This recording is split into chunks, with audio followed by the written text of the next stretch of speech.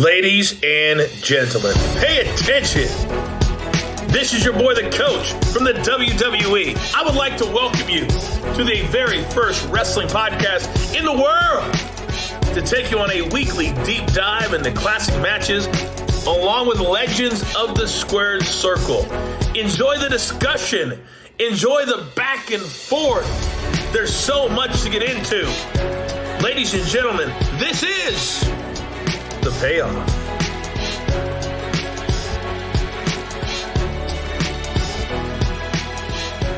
Welcome to an all-new episode of The Payoff. I'm Tom. That's Jeff.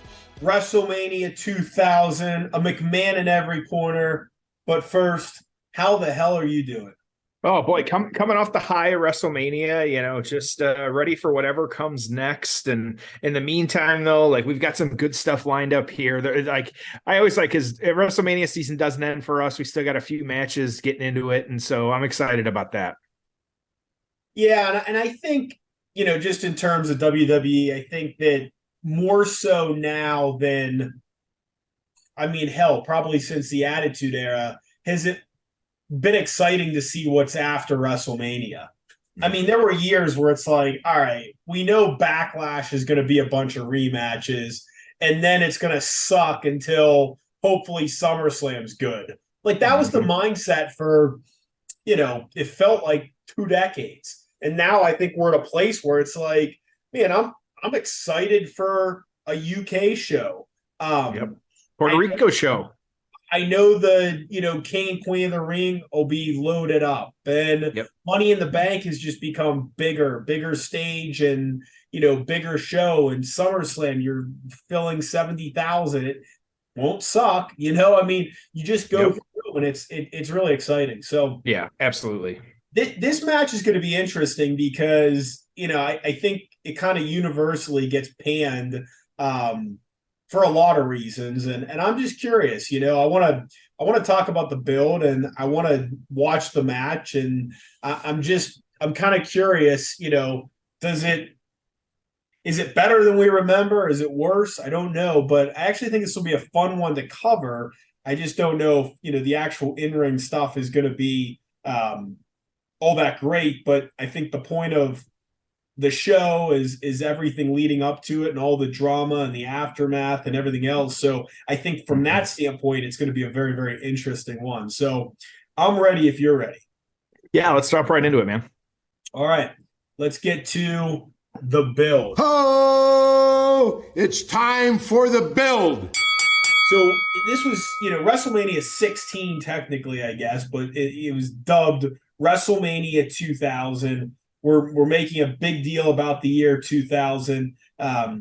They also did kind of an interesting thing all day leading up to it. I'll talk about it during the match, but they really emphasized, that this was like a special WrestleMania. But the show, going into it wasn't anything that was, I'd say, worthy of being above and beyond previous WrestleManias. Was this any better than 15 or 14 or 13? Not really. I know they were trying to, but they just didn't have the storylines to be able to do that. And then, of course, there's this massive gaping hole of no Stone Cold Steve Austin. So that was, that really kind of doomed this show in terms of having, how do you have a marquee matchup, right? What do you look at the 4 guys in this main event, but you had already, done Mick Foley shit against all 3 of these guys, right? And, The Rock and Triple H we had done a bunch of times. The Big Show really wasn't in that mix of guys. So just a weird show. But again, Anaheim Pond, we're back there. Remember, we were there for WrestleMania 12. We're not in LA, but of course, we're kind of pretending we're in LA, cheaper building in Anaheim. Right. And an interesting show to say the least. So Big Boss Man and Bull Buchanan are going to defeat the Godfather and D'Lo Brown in a 9-minute tag team match to open this thing up. Just hot opener, man. Yeah, on, right? Did the Hardcore Battle Royal, Hardcore Hollywood get the championship off a crash ollie, 15 minutes. Okay. Test and Albert, who were accompanied by Trish, defeated Head Cheese, which was Al Snow and Steve Blackman, in 7 minutes. Again, really, I mean, we're probably the better part of 45 minutes into the show at this point, and just nothing. We did get an awesome ladder match, which was Edge and Christian defeating the Dudley Boys and the Hardy Boys. Triangle ladder match. Obviously, they would one up the ante at SummerSlam and then again at WrestleMania 17, but this was the first one, and I mean, it was phenomenal. It stole the show. Terry Runnels is going to defeat the Cat in a 2-minute cat fight match. Val Venus is your special guest referee. Moolah's with Terry. Mae Young's with the Cat. Ugh. That's weird. Then China and Too Cool are going to defeat the Radicals. The China A&E documentary, I will tell you, well, first of all, it was fantastic. And again, the whole Triple H dynamic is really weird. And obviously the way she died.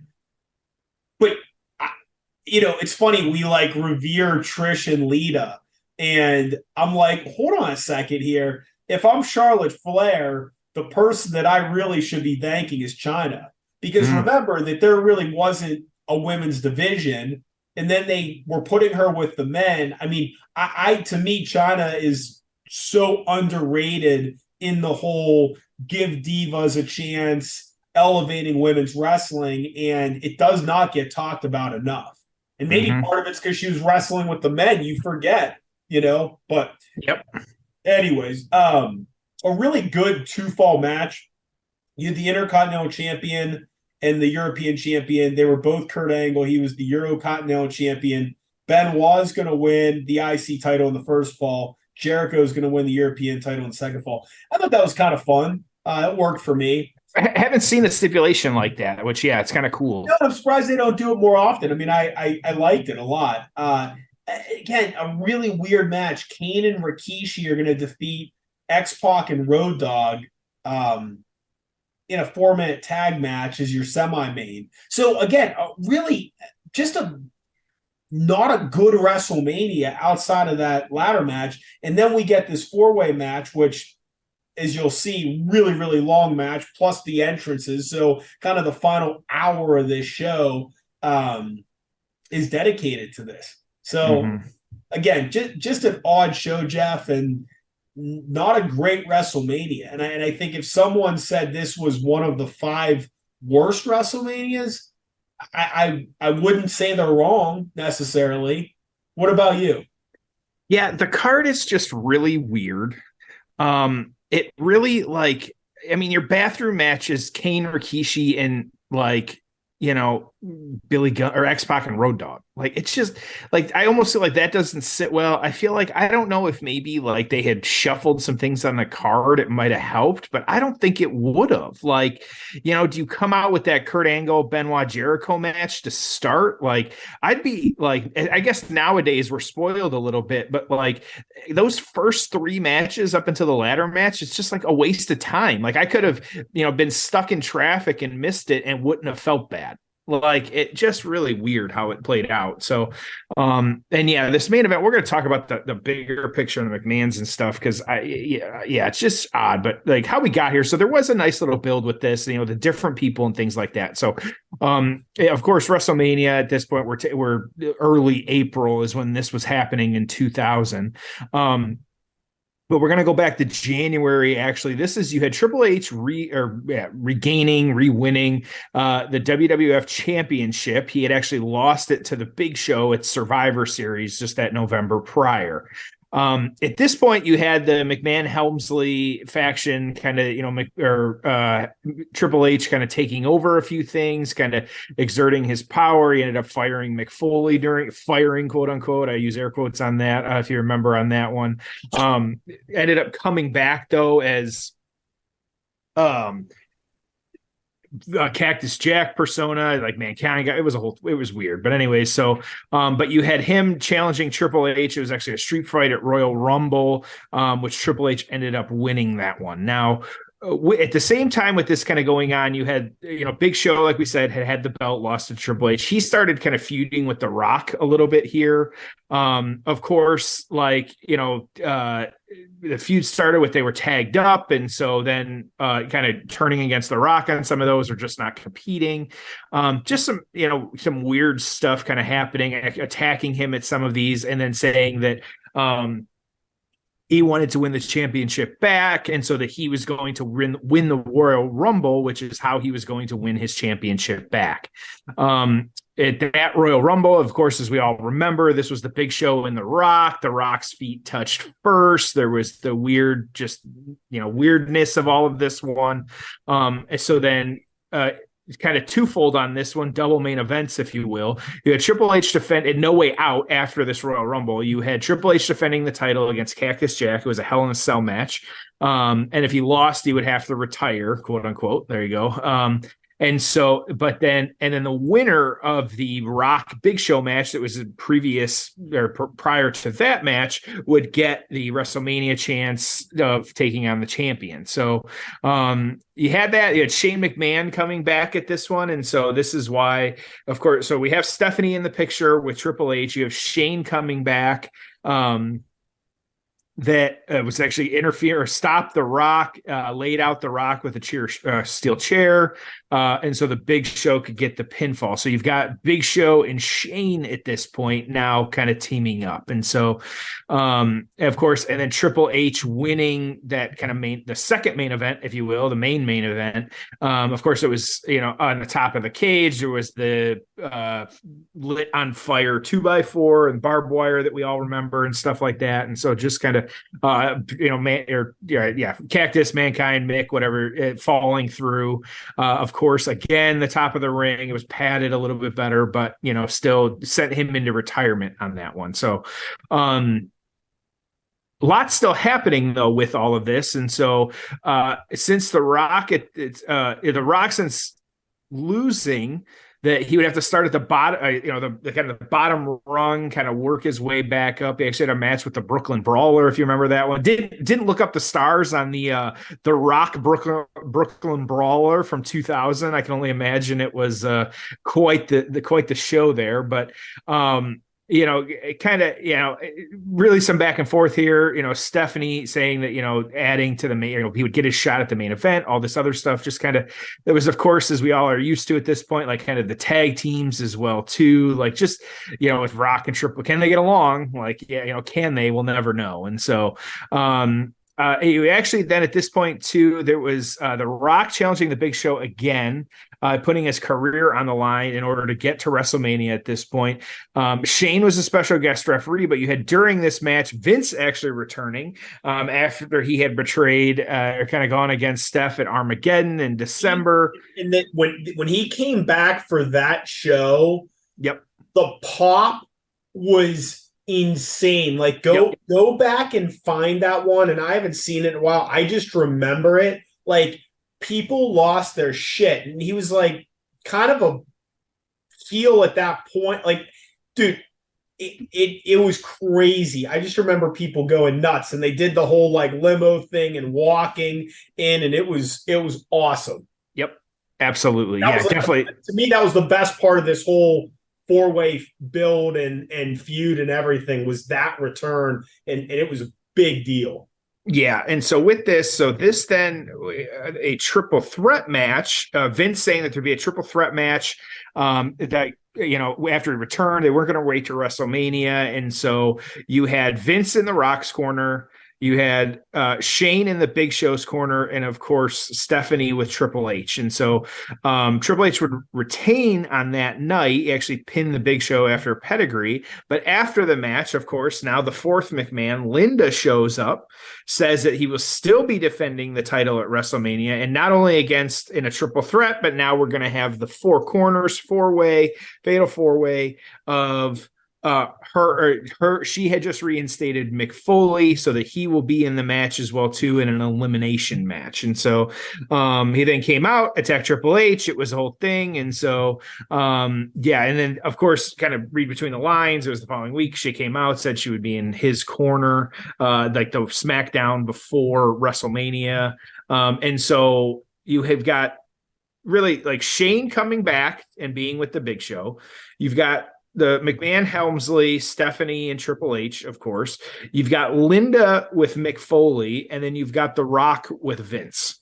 And so while they had some triple threats, they had their own kind of individual matches leading up to this. There was just, you have the McMahon, like it says, McMahon in every corner, 4 corners. And that's how we got into this one. And so I've got some thoughts on how this played out, just like you as well, too. We'll talk about during the match. But yeah, like nice. I'd say probably one of the, whether you agreed with it or not, and the involvement of the McMahons, still a pretty good build. Like there was a lot of rationale behind it. It made sense, especially in that era. We all remember all the McMahons being involved. And so, yeah, just made it from like, I think this is, disagree with, but this is one of the better builds we've seen in a while. So, yeah.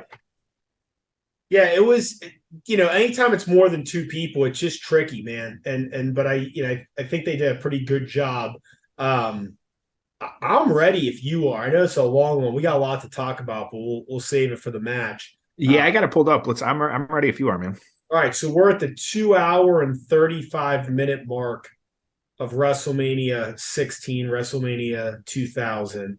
2 hours and 35 minutes. Are you ready? Let's do it. All right. It's time for the payoff. Oh, it's time for the payoff. This is it, JR. Decisions can be rendered by pinfall only, thanks to Vince McMahon's ruling just a few days ago. And here we go. It's Mick Foley and the Game, The Rock, Big Show. All right, so those 4, Foley kind of wearing the blue fit flannel. His retirement lasts for a couple weeks.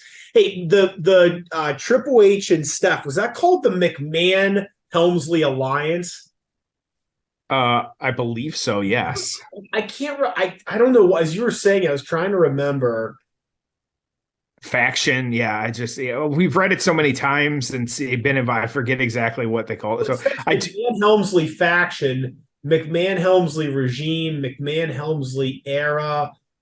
God, it's just weird. I do want to point out this is an elimination match, so there's got to be 3 pins on this one, and so it's last. I say last man standing. It's whoever gets the final pin is the winner on this one. So I just want to point that out as we're going through this. So you mentioned Linda, and when she came out, the best part about Linda McMahon during this era is that, well, first of all, like she was just like a terrible character, but like that's fine. Right. Wasn't over the top. I mean, it was fine. It was just kind of funny. But one of the funniest parts was that she always came out to like the old school WrestleMania music. Like, that's right. Yep. No. Like it was just. Yep. I don't know why I always thought that was funny. Couldn't even get her a theme. Yeah, absolutely. I always thought she was just a weird, like in regards to like, okay, to being like a muse, like, go against Vince, it does kind of make sense. Obviously Stephanie filled the role better.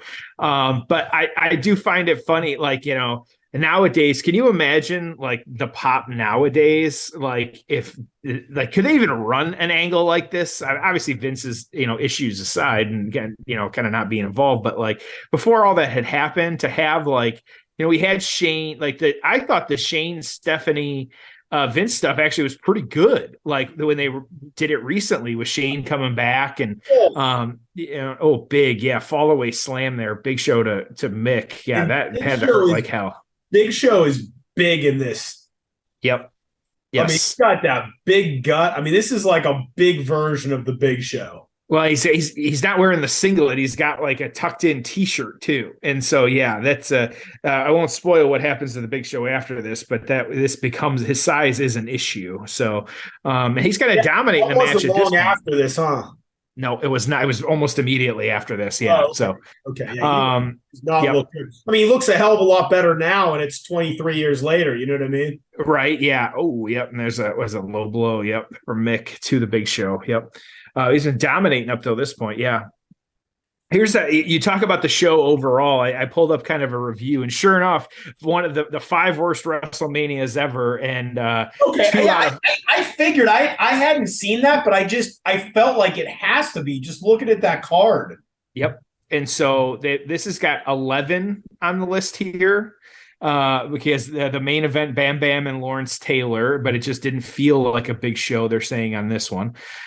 16, 2000, of course, this said this can be known as the WrestleMania of multi-man matches. And so while they were on a roll and on top of the wrestling world, they stumbled a bit with this show. And so a big missing person on this show, The Undertaker. Yep. So, yep. WrestleMania 9 they have on this one too. If I'm not mistaken, I don't think The Undertaker was hurt. I think maybe he was hurt. For some reason, I feel like they just didn't have anything for him and he just was off the show. Like, I'll look it up, but I think he would have wrestled on it. He just didn't. If I'm not mistaken, but yeah, and they didn't get in. So 9, 4, and 13 are the other ones that at least this list has as the worst. So yeah. But yep. So still trying to chop the Rock's chopping down the Big Show at this point. Yep, getting hung up. That was Shane kind of tying up the Rock. I get like, do you think? And so as we're kind of watching this one, a giant rock bottom.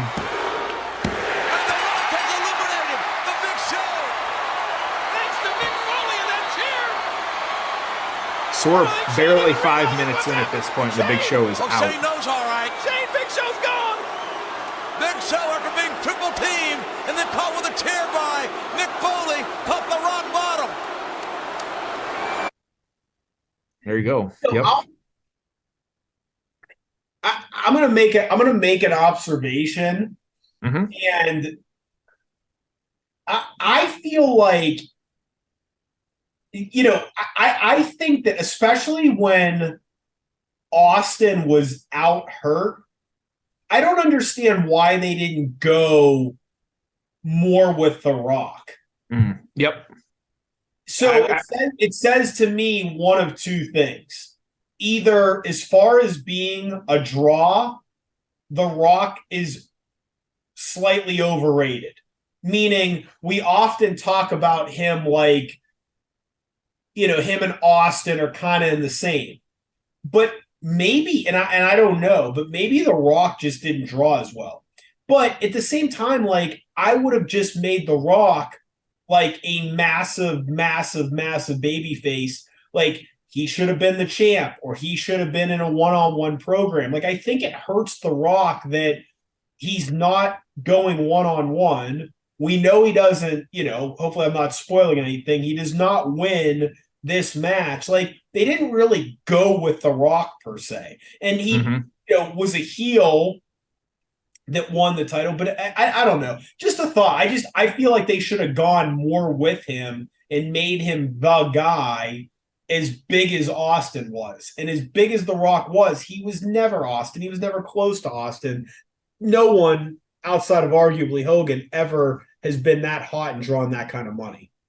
Well, and I was kind of wondering this too. Like, I kind of, and this is like kind of, you know, thinking out loud and talking out loud on this one, like, it kind of remove the McMahons from the equation on this one. Like, if you had done a singles match, and even like, okay, like the Big Show and Rock, does that really get you excited? No. Like, it's, you know, that's what the feud had been up till this point. And so it really, like, that's not what I'm getting excited about. Even like Mick Foley, Triple H, like, yeah, they were telling a good story. It's, you know, that doesn't get me excited either. But at this time, like, why wouldn't, to your point, why wouldn't you do Triple H versus The Rock? Like, it just like, okay, maybe, and I wonder how much of it is just the McMahon ego when they wanted to be involved. And so this is kind of how it was booked. But also, like, if you're going, especially on this card that was not great, like, okay, sure, do a big show, cactus match, whatever, or,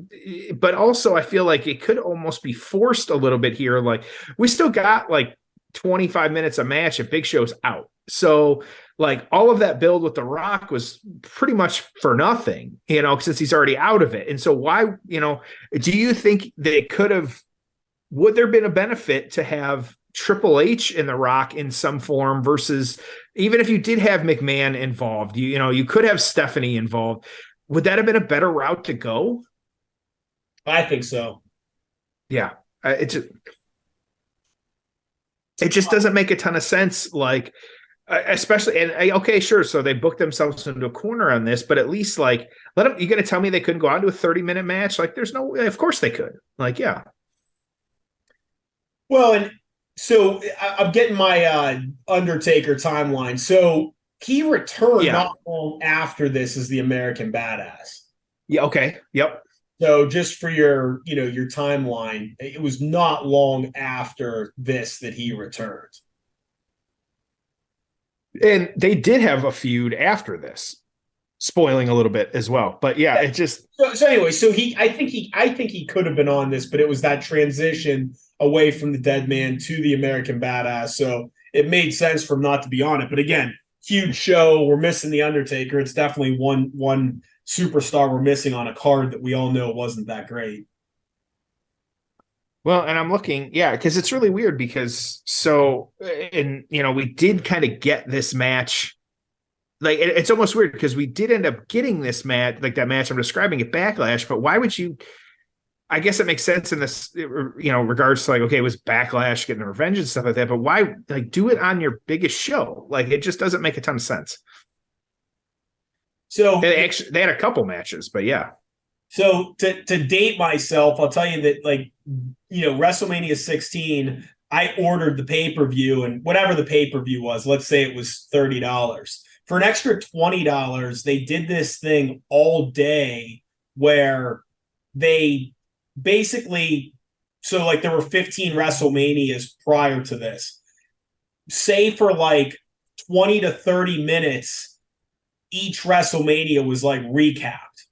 So cool. Like the pay-per-view might have started at like noon, and all day it was just WrestleMania 1, here's what happened, WrestleMania 2. But again, remember, this is like pre-YouTube, pre-network, so it was really, really cool. Mm-hmm. Like, so I spent all day watching like highlights from past WrestleManias. Obviously, I had seen them all, but it was still really, really cool. So I remember like recording that and just having a blast with it. But that was the pay-per-view all day. Which I feel like that would, they're doing it a little bit more in some of these storylines and stuff, but I feel like Reddit or Twitter is better on picking up on some of these long-term kind of storytelling things. Like, even if it is like that, like there could be something from 4, 5, 6 years ago that, like, we just don't remember it because it's not fresh. It's like, I get that they do the little, that we always get the vignette before every match, which can be annoying sometimes, but do a build like that, like do a show where every once in a while, maybe give us, like, if they have a long history, especially like KO and Sammy, like, remind us, like, show us those types of things. Like, are you going to tell me people wouldn't tune in? Like, come on. Like, of course we would. Okay, I have a list pulled up of every heel and face turn the Big Show has ever done. Oh, man. Okay. Kudos to whoever put that together. First of all, and this includes some WCW, how many do you think there have been where he's gone from heel to face or face to heel? How many total turns? What's over how long, if I can ask that? Yeah. I mean, this is up to 20. This is up to 2020, and it starts in '95 when he debuted. I'm gonna guess 18. You're halfway there. There's 36. Really? Okay. 36 turns. So he debuts as a heel. 96. he's a baby face because he's feuding against the NWO. Then he joins the NWO. Then he turns on Hogan and wants a title shot. Then he's back to Hogan and NWO. Then he's baby face in the aftermath of the finger poke of doom. Comes to WWE as a heel. Turns face. I mean, talk about, he was just snake bit from the start. He debuts a massive heel, right? At St. Valentine's Day Massacre. The following pay-per-view, he turns babyface and he attacks Vince McMahon. Then later that year in 99, he joins the Unholy Alliance with The Undertaker. Then he wins the title as a babyface later in 99. There's 3 turns in 2000, 3 in 2002. Hold on. 1, 2, 3, 4. 4 turns in 2008. Crazy, huh? Were you a fan of him in WC? I guess looking back, yeah, I remember there were a lot of like different factions, but were you a fan of him when he was in, like, where do you stand on the Big Show, the Giant, whatever you want to call him? You could argue that the best work the Big Show ever did was when he was debuting in WCW. That's what I was going to say. Yeah, and he was, remember, they said, they didn't like say it, but they insinuated he was Andre the Giant's son. I kind of believed it until I saw in the dirt sheets he wasn't. But like, I thought that was the best work he ever did. I mean, he might have been green as shit in the ring, but like, I thought it was good. I think he's a really cool guy, and like, he's a hell of an athlete. And the fact he's been wrestling this long is really, really impressive. But I can't tell you one guy. I don't know one guy in the business that has had like worse booking with that much size and talent. Like, I mean, what great storylines has he ever? I mean, they just haven't been able to. But I mean, it's the same thing with Braun Strowman. I mean, you could argue he's a modern day Big Show, and in a lot of ways, a way more impressive specimen. And they just haven't done anything with it. It's just really, really tough. But man, Big Show, they never were able to figure out how to book him. What do you think? Yeah, I'm with you. I pulled up the Big Show, and I'm just kind of, looking at some different stuff. So it's a medical issue, which is why he's as big as he is. It said at age 12, he was 6'2", and had chest hair. He was on the Wichita State basketball team at 19, and he was listed at 7'1". And he had to have surgery actually on his pituitary gland to stop his growth. And so that's how big he was. And so I feel like he, like,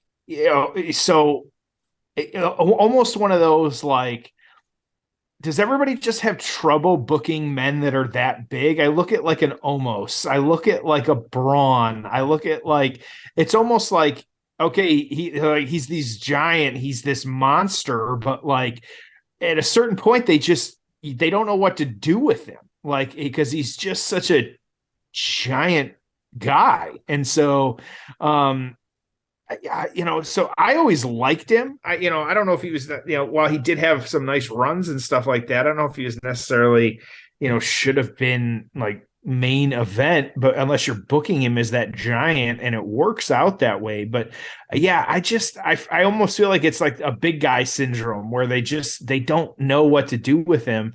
I had forgotten too about the other stuff, like billing him as Andre's son. I had forgotten about that when he debuted, which, yeah, like that was a thing, but like, and they probably could only do that so much or not enough or whatever it was because of, the rights of that type of things. But like, still a good way to kind of introduce him, but it's just, yeah, I don't remember. I guess I don't remember any Big Show matches that, like, nothing really stands out to me of like, hey, this is, great stuff. I feel like, good for him. He was in AEW, like, or is in AEW, like, if he's doing some coaching and stuff with that, like he's even said like he still wants another run.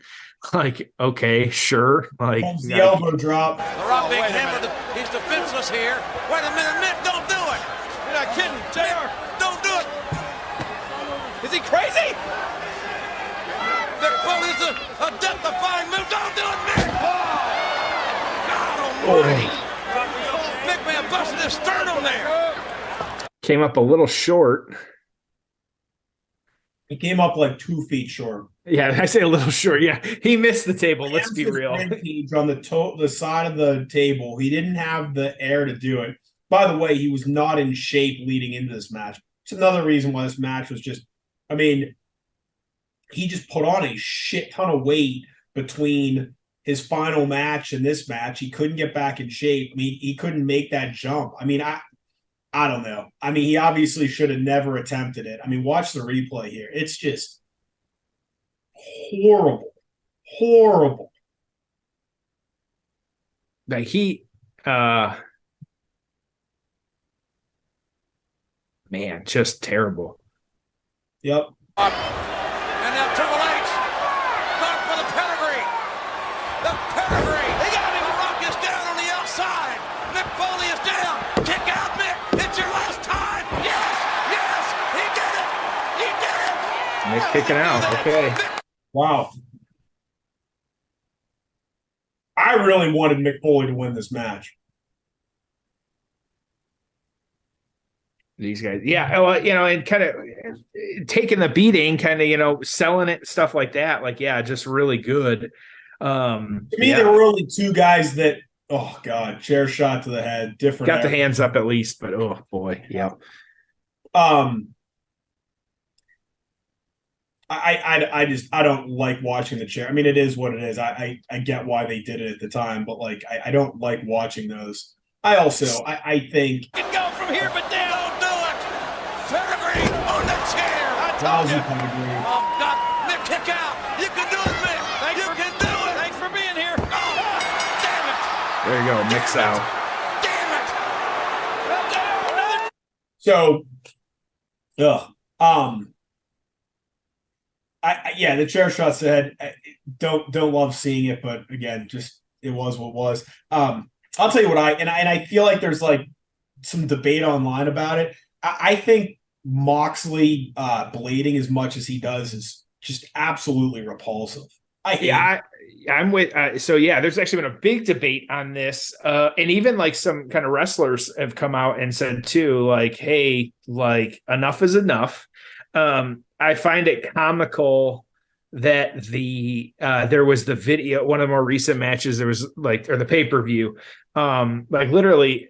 You got to remember, like the age we live in right now. Then there was video of him like in the corner doing the blade, like, and so like people are recording that stuff all the time, and so and they're even shout like the title or whatever is like not even trying to hide it, like it's just and kind of doing that, and so just ridiculous. But I'm with you, and I think that I feel like the kind of. It's getting louder with people being like, okay, it needs to make sense. And so Mick has come back in the room with the barbed wire bat. With the barbed wire. One last shot to the game. Get out. One last shot to the champion. Stay out. And Mick Foley's going to go out. Please go out. Fans loving it.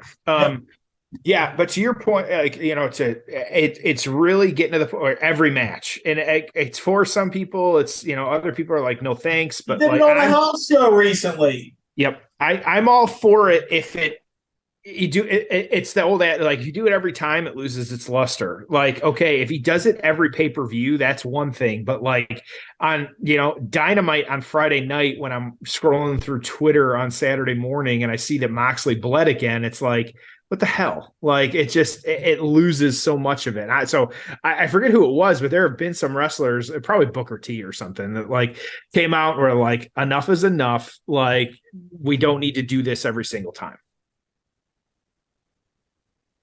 I hate it. I just think it's disgusting. I mean, again, no problem doing it once in a while, but doing it all the time. And that just makes everyone else look bad. Like if I was a wrestler, I wouldn't like it. I'd be like, quit doing that. Because then it puts pressure on us to do it. So now because you're doing it, we all have to take a razor blade and cut our foreheads. And I just think it's annoying. Well, and I get the other thing too is like, I mean, it's just, again, we're in an era now where it's like we know how the magic works. So when I'm watching, when I watched Austin bleed against Bret Hart, I wasn't thinking, oh, that guy just sliced his forehead with a razor blade. But that's Right. not what I think, because I know about the magic. We all do. And it's a lot more common, and it's just called blading now. And it wasn't like that when they were doing that stuff. So yeah, it's just annoying. That's well, and how shocking was it when Brock did it the hard way against Orton? Oh yeah, Like crazy. And then like what happened? Yeah. right. Like I'll be honest, like, and part of that is I don't know, like, whether it was his glove to this day, and I've never really looked into it or thought about it much, but like, I don't know how to punch someone or elbow someone to that degree to make them bleed the way that he made Randy Orton bleed that night. Yeah. Like, I don't know how hard you got to hit someone with your elbow before you're like killing them. Like, and even to draw blood in the way he did, where we were like, is that real? Like, what is going on? We're like, wrestlers like Jericho was ready to tear through Gorilla and beat up Brock. Like, it just, like, in order to do that. And so I'm with you. It loses the loss. And there is, not to shit on it either, there is, if that's what you're into, there's a lot of that wrestling out there too. And so, but every week to see that, like, even like, what's one of the more memorable, of course we had the memorable moments with blood over the years, like you said, Austin and Brett, but also like a lot of the reason Becky Lynch is the way she is now is because of that shot with the blood all over her face. And that was organic and didn't need to bleed from that. Yep. So, or didn't need to blade from that, excuse me. And so, yeah, it just, I'm with you. I agree. There was a good one on Twitter a few weeks ago. And it was, somebody asked Meltzer a question and basically was saying, hey, like, it was the topic of like wrestlers not getting their hotel and rental cars paid. Oh yeah. I saw that. Yes. Okay. And so, but this is funny for a few reasons. So first of all, Meltzer says no one in the U.S. pays for it. Yep. Then Tony Khan comes out and says, hey, wait a second. We do pay for it. We're very proud of it. We put them in great hotels. We pay for their cars. Nobody else in North America does it for us. So clearly Meltzer was wrong and he's an idiot. Okay. He got called out almost immediately. Yeah. Yes, but here's what's better. Then, so Tony Khan, we're better than everyone else. We're the only ones that offer it. I, because everything has to be about him. Then an NWA wrestler comes out and says, Billy Corgan pays for our stuff. Yep. So it was just so funny that Meltzer was completely wrong. Tony Khan was wrong as well, right? So they're both wrong. And it's just, it just shows you how often that happens. Here's the other thing that's funny too. So Jeff, you're a wrestler, and I say to you, hey, you're a grown ass man. If I pay you as an independent contractor $500,000 a year, do you think you can book your own rental cars and pay for them, book your own hotels and pay for them? Mm-hmm. Or Jeff, I'm going to give you $250,000 a year, but we'll take care of all that. What would you rather have? Right. So that's what's so funny about it. I love how everyone, Tony Khan's a way better guy. Yeah, but if the WWE's paying you more, and some people, you know what some people say? I'd rather make more money and book a cheap rental car. Or I'd rather not stay with all the other wrestlers at the wrestler hotel. Or I'd rather have my wife travel with me and stay at, way nicer hotels sometimes. So it's just so funny that, like, why does everyone have to have all the, like it's better to have all this stuff booked for you. And like, I don't, like, you're not smart if your initial reaction is, Tony Khan's a great guy because he pays for all this stuff. Well, what if WWE's paying way more? What if they're giving people more freedom and flexibility? Like, it's not black or white. Like, it's, and again, but Tony Khan, then is he paying for all their health insurance? Is he paying for their health insurance after they retire? If they have a, nagging injury 10 years after they're in AEW and they need to get surgery, is he paying for it? Yeah, exactly. Because they're independent contractors. So, I don't know. I just thought that whole exchange was funny for many reasons. it felt pointless to a degree too. It's like, who cares? Like, okay, like they were wrong. Right. And who cares? Like, why is Meltzer deciding this is the hill I want to die on? Or even like start climbing this hill, because it makes no sense. And it's instantly fact checkable. Like, are you going to tell me like, the Bucks, or he couldn't text the Bucks or whatever and be like, hey, what's the deal here? Like, like just ridiculous to that point. Like, the whole, like, I forget where I was reading. It's been a long time since I saw this, but it was like, he's great as a wrestling historian, but as a journalist, don't ever call him that. Like, and so because like breaking scoops or all this other stuff, like Sean Ross or something, maybe like he'll hit, more of the journalist getting those stories. Like he's like almost like the Adam Schefter type, but like Meltzer on the flip side, like people aren't texting. Like, I feel like it's the Aaron Rodgers situations from a few weeks ago where like Meltzer would text someone and the rest would be like, just lose my number, asshole. Like, it's just like, that's what I feel like it should be sometimes, because why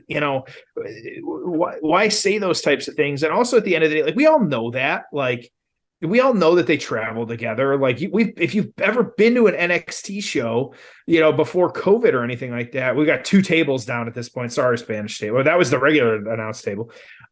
Like you would wait outside, like, because they all get on the bus and go back to the same hotel. Like, and you get pictures and they'd hang out and stuff like that. And like some would still be in character. I remember like this when Bailey was the hugger, my brother got a photo with her and like, it was really cool. This was, Jason Jordan when he was still wrestling, but then like Samoa Joe came out, didn't talk to anybody, walked straight on the bus and sat down. But then it's funny because like, then they're all on the bus together after they just had this giant match and shit like that. So while that takes away a little bit from it, like we shouldn't be surprised nowadays as we've gotten old. Like when we were younger, yeah, you have that veil, you don't realize those things are going on, but like nowadays, like whatever, like who cares? Like it's ridiculous.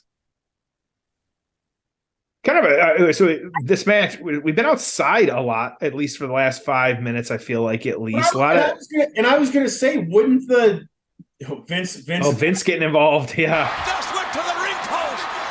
He just went to the ring post. Stephanie, look at this. That may be enough right there. Oh, Shane! Shane is back! Shane McMahon is back!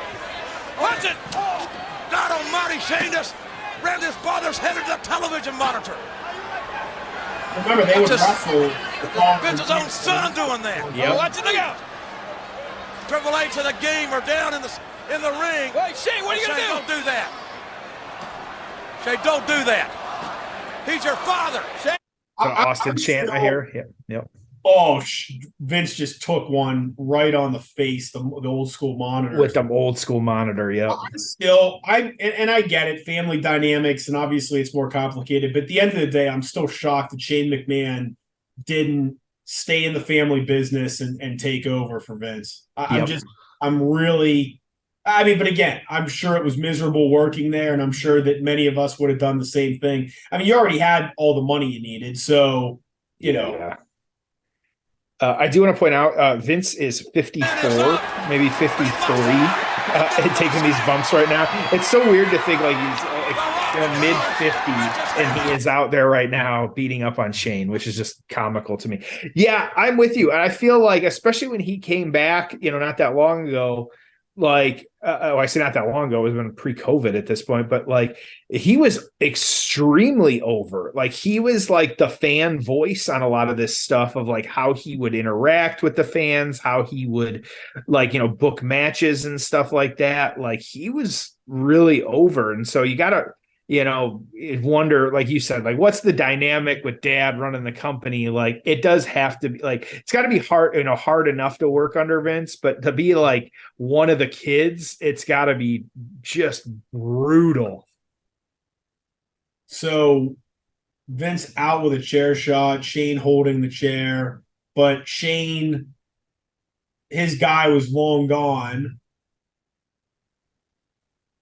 It's not like he was in Triple H's corner. Yep.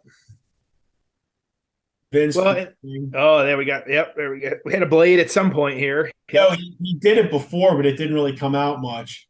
So a lot of this drama, to me, like I would have just gone straight Triple H Rock main event. Maybe you do a last man standing match or some stipulation if you needed to. But I just, man, there's just so much gaga here. There's just so much going on. Yeah. Well, and we'll talk about it in the aftermath because some of that stuff did happen. But at this point, I'm just saying for this show. Yeah. Well, and the point I was going to make now is, touched on it briefly earlier. Like, I think they've shown Linda once or twice, but like, in a lot of ways, it is the Vince McMahon show at this point. Like that, you figure there's 3-4 minutes there of zero in-ring action. Like, and so how are you really like telling a good story or even putting on a good match when everything is happening outside of the ring and like that's going on? Like it just feels very disjointed to me, like what you're trying to accomplish versus like what's happening in the ring. But at the same time, I say that I don't see a single person sitting.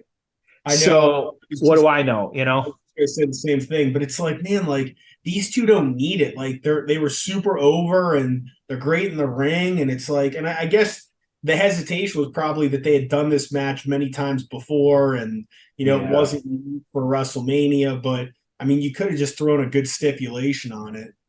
Yeah. It's just weird. Rock just took the barbed wire 2x4 to the face. Yeah. Such a good weapon. Like when you think about it, like whether it's worked or not, like it's still just a good weapon. So you got Vince was like, you got Shane out there. Stephanie's still out there. You got Shane trying to help. Not really sure, who he's trying to help. Yep. And the Rock catapulted the game right into Shane McMahon. Who's Shane gonna hit? Oh, look out! Rock bottom! Rock bottom! Covering Rock. Too tired to ping though. Yeah, I mean they're all standing. Yeah, that's a weird thing. I guess, it feels like now looking back on it, 20 plus years later, how weird this story is. But at the same time, like they've been on their feet for the better part of 10 minutes now. So is it really like, is it really that crazy? I mean, the thing is like, and I know 2020 hindsight, but it's like, man, you were only going to have The Rock. Hey, he straight up right jabbed him in the nuts. Oh man, Vince coming back and just taking out Shane. That was funny. That looked just brutal. Oh man, that was good. Well, what I was gonna say is like you only had The Rock for like maybe like 2 more years full time. Mm-hmm. So hold on.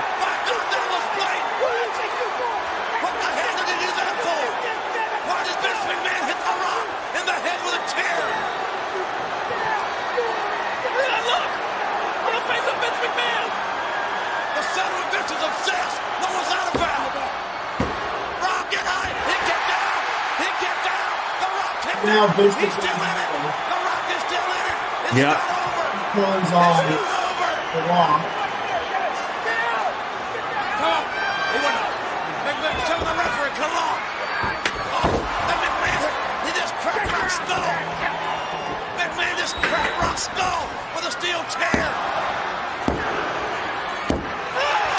Triple H is still the champion.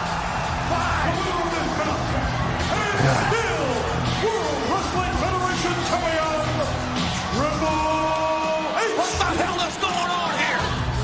16th WrestleMania, and the first time a heel walks away with the championship at the end of the show. Crazy. Yeah, it's one way to describe it. All right, let's Right, get into the aftermath. Ho! It's time for the aftermath. All right, what are your initial thoughts on this one? After like the reviews didn't do it justice in the sense that I hated this ending. This was Like terrible. But it just like if this to be your WrestleMania, show, like people are throwing shit in the ring right now. Like it just, you've got the Vince heel turn, I guess is the best way to put it. Like And neither wrestler is in the ring right now. This is the last scene that we're going to see on this one. Like that it just doesn't feel right. It just feels super weird. I think it completely takes away from the match. Like this is one of those where it just feels weird. Man, it's just, I don't know, man. I have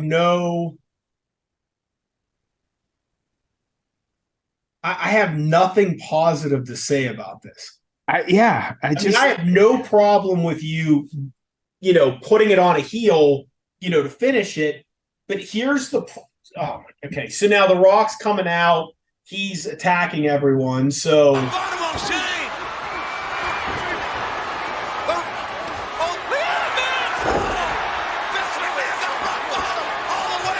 okay, so you're doing I think Stephanie takes a rock bottom here, if I'm not mistaken. I think she might be next or something. But here's the problem with this. Like, what does this accomplish? Triple H looks horrible because he couldn't win the title on himself. So it's not like he's strong right here. The Rock looks stupid because he just got screwed out of the title. Now, of course, he's about to give a rock bottom to Stephanie. I mean, no one looks good. The McMahons look bad because they all got laid out. Right. You understand what I'm saying? Like, it's just, I mean, okay, the crowd goes home happy because The Rock. All the way to hell! And this show's going to end with The Rock giving a rock bottom people's elbow to Stephanie McMahon after he beats up Vince and Shane. So fans are happy. But again, Rock doesn't win the title. Foley doesn't win the title. Triple H keeps the title as a heel, but he doesn't look strong. Jeff, I hate this. Well, and like again, is this really what you want your last shot to be? Like, this was the best that you could come up with if we're going to have The Rock give a people's elbow to Stephanie? Like, yeah, but at the same, like, the fans are going ape shit though. Why did Vince McMahon strike The Rock twice with a steel chair? So if The Rock is so over, then make him your champion. Make him a massive, massive, massive star. You also have to ask yourself, again, 2020 hindsight, but if they made The Rock the guy, okay, and what I mean by that is everything we did for Stone Cold Steve Austin leading up to WrestleMania 14 and throughout that year and the following year until he got hurt, what if we do that for The Rock now? What if we have The Rock win the Royal Rumble? What if we have The Rock, getting screwed by Vince McMahon, but The Rock somehow wins at WrestleMania 16 the championship and then goes on to have a great year? If they made The Rock as big as Stone Cold Steve Austin, would he have been so driven to go to Hollywood and been out of the company 2 years later?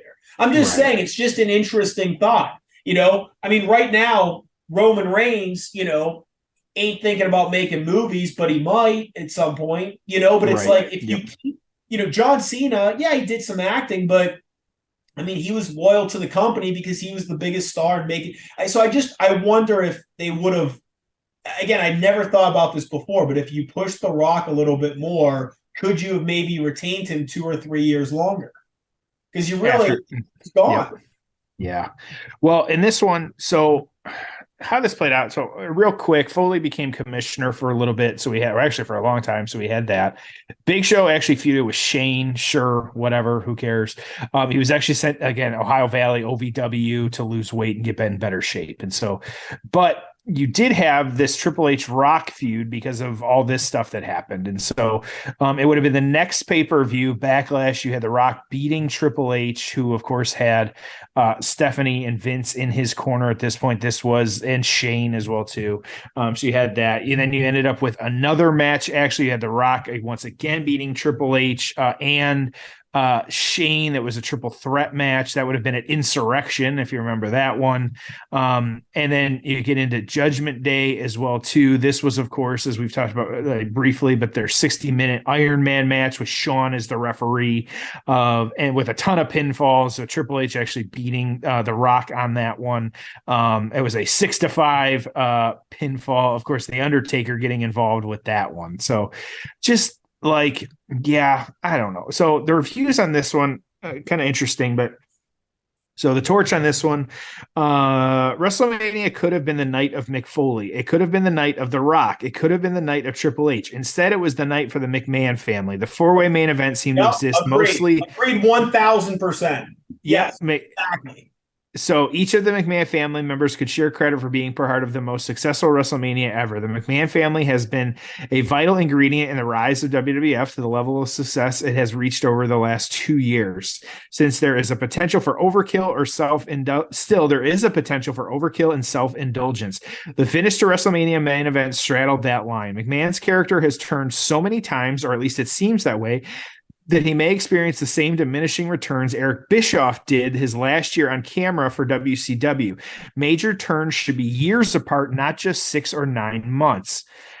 Triple H retained, yada, yada, yada. Yeah, the answer is, why not let Triple H deliver the chair shot, even if McMahon was the one who handed him the chair? The answer is because Vince McMahon wants to be a central character, not a background character. There are no other options and makes sense. But when Triple H is doing such a good job as a top heel, why have him play a backup role to McMahon? Agreed. 4 stars on that one. So after he said all that, he gave it 4 stars. Yeah, that was not a 4-star match, man. No. And so the observer on this one, the first WrestleMania that seemed to take on almost Super Bowl or Final Four level proportions as an American institution, turned out like many Super Bowls with a flat crowd and a been there, done that main event finish, ending a disappointing match. And with the exception of the ladder match, which was an amazing stunt show, it was probably not as good as an average episode of Raw. Wow. The ending came off too reminiscent of a WCW NWO reprise ending and Nitro, as opposed to a finish of the biggest show in the history of the industry. The finish had been built up all day when, during a pregame show, the attempt was made to focus the success and history of the WWF on the McMahon family as opposed to the wrestlers, as the old style version of fans' mythology would have led them to believe. 3 stars from the observer. So you got 4, 3, but really some harsh comments. I'll let you go first. I agree with everything Wade said except his rating. I didn't agree with that. But, dude, yep. I mean, literally take the Big Show out of it. Foley somehow winning the title and retiring or losing it the following month to Triple H, that works. And that would have been a really, really cool story. The Rock regaining it and being like as big as Steve Austin makes a ton of sense. Yep. Triple H winning it as the badass heel made sense too. I just hated what they did. I didn't hate the McMahon involvement. I get it. They're central characters. They're not leaving to go to WCW. I get all that. I hated it. And again, I think that one-on-one would have been better than trying to do this 4-way thing. So didn't do it for me, man. I got no good things to say about it. And then Mick Foley just looked like shit in the match. It was so sad because he had just retired and had a great send-off. So payoff score-wise, dude, I'm going to give this a 4. I absolutely hated it. What about you? I'm at a 3. Like it was on paper. And this will be the what if that we'll never know. On paper, if you had just had the wrestlers go out there and do their thing, it probably would have been a fantastic match. But sure enough, we saw it, how it played out. Like it just feels it feels gross almost, like just in hindsight what we have and we're able to see how it played out, but it feels so weird to look back on it and be like, man, they really on WrestleMania. I think the best comparison is no better than like a Raw. And it really wasn't like that. That's not how we can be harsh critics about it nowadays. Like that's not how your WrestleMania should end. But hey, like the guy's controlling the company, he can do whatever he wants. Well, we don't have to agree with it though either. So yeah, it feels so weird. So yeah. Oh man. Yeah. Well, you know what I will say? You know what doesn't feel weird though, Tom? Using Manscaped's incredible products. That does not feel weird. Make sure, of course, plugging them, been there with us as long as they can, as long as practically we've been around, it feels like at this point. Using our promo code at manscaped.com, that's just payoff. You're getting 20% off. It's more than if you just go to the website. So make sure to use it. You're also getting free shipping. Everything you put in your cart, just 20% off is coming off. And so use our promo code at manscaped.com, payoff for 20% off. And of course, we can't forget about True Classic tees, whether it's t-shirts, pajama pants, regular pants, like underwear, whatever you're looking for, True Classic tees. Our promo code there, 25% off. We're getting you 25. Pay off 25. We'll get you 25% off everything from True Classic tees as well, too. So awesome stuff. Awesome stuff. That, I feel like, that stuff's better than this match. Like, it's just really, like I said, I'm ready for something a little different because this one was just weird. Yeah, I agree, man. I agree. Well, always a good episode. If you haven't watched this match, no need to go back. No. We covered a lot of ground. This was fun. We'll see you next week on an all-new episode of The Pay.